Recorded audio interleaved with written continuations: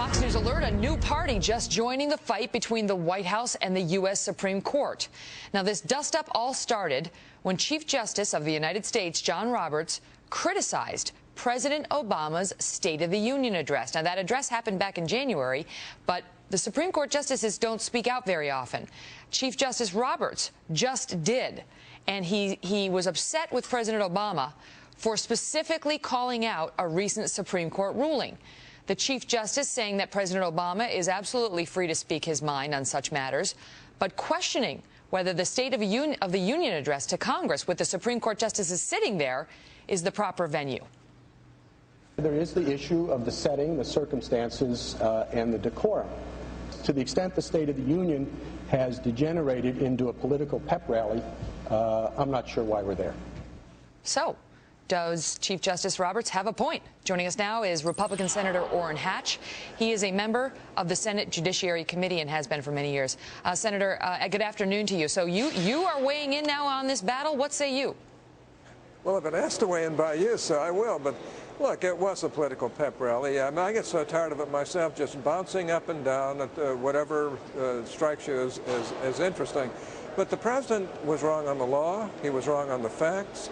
And I thought it was unseemly for him to, criticize the Supreme Court while they're sitting there. I don't blame them if they never come back to another State of the Union, because they're a separate branch of government.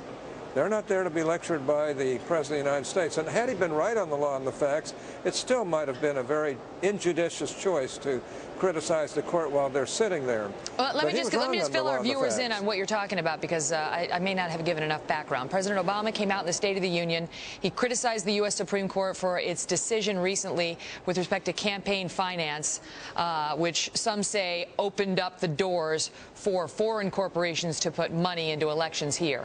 The Supreme Court its defenders denied that, and Justice Alito actually shook his head no and said that's not true. And then there was a question about whether President Obama was really out of line making that kind of a criticism right to the Supreme Court's face in a setting in which they really can't respond. That was the issue. And now the Chief Justice seems to be taking issue with him. But Senator Hatch, Robert Gibbs, the White House press secretary, stands by the president and says there was nothing wrong with this. Well, what do you expect Robert Gibbs to do? I mean, he's the chief apologist for the president. I don't blame him for that. I think it's stupid the way he stood by him on this issue. But here's what the president said. The Supreme Court reversed a century of law to open the floodgates for special interests, including foreign companies. That's not true. To spend without limits, that's not true in our elections. Well, I don't think American elections should be bankrolled by America's most powerful interests and worse by foreign entities. Well, those are not facts. Those are not truths. And to stand there and criticize the court in that manner, especially by somebody who has had a background in constitutional law, that's properly criticized by the justice. I think the justice is wholly within his rights.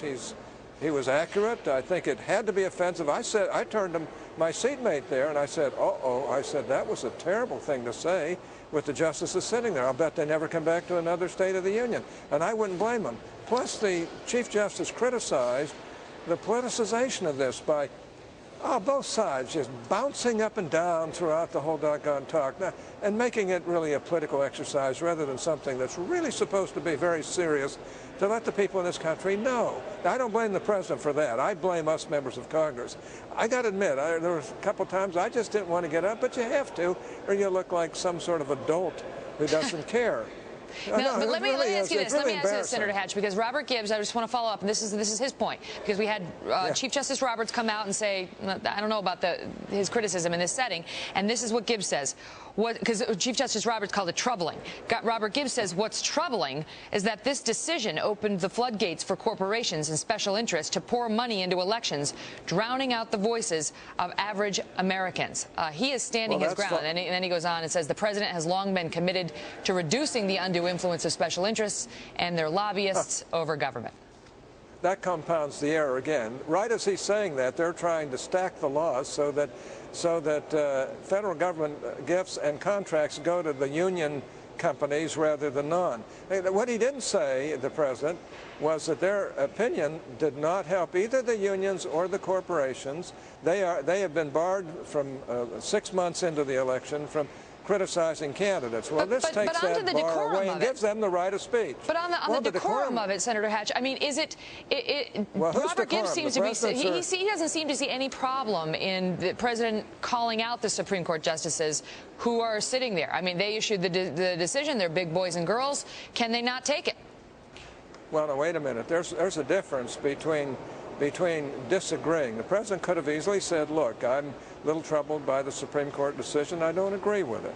He could have said that. No, what he said was he misstated the law, misstated how the law is applied, and that's why Justice Alito was shaking his head no. He just couldn't sit there and take it like that, and it was improper, to be honest with you. It was unfortunate. I don't think the president...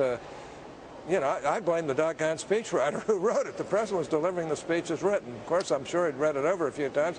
And he himself should have thought to himself, is this a proper way to criticize the court in front of the whole world? It doesn't look like they're backing down. It doesn't look like they're having second thoughts about it. I got to go, Senator.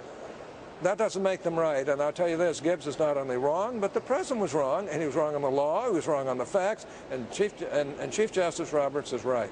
It's interesting to hear him speak out. You don't often have that. Made news and headlines, not just here. Senator Hatch, thank you so much. It's got to really be irritating to him for him to speak out like that, and I think he was appropriate in speaking out under these circumstances. Thank you so much for being here, sir. All the best to you. You bet. Same